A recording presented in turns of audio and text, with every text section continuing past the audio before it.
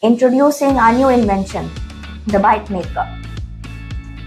This is the whole assembly of the Byte Maker. The Byte Maker is used to make occlusal byte blocks. Byte blocks or occlusal bytes are used in many instances in dentistry. Mainly, the byte blocks are needed to disocclude the jaws.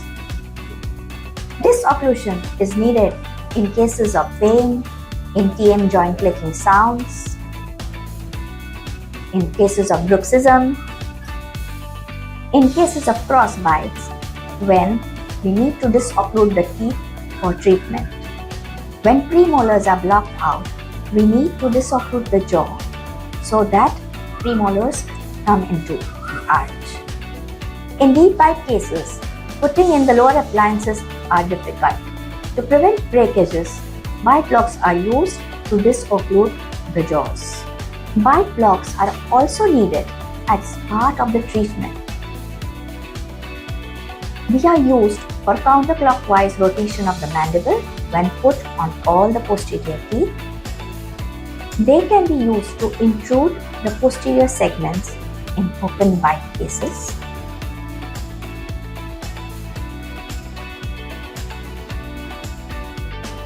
They can be used for intrusion of a single tooth. The current problems we face are that manually made byte blocks are untidy and bulky. They are difficult to make and bond. The sizes cannot be calibrated precisely, leading to unequal heights on both sides. This may cause pain in the joint. Also, removing the blocks is a difficult and a messy process. The method of use is very simple and is illustrated here.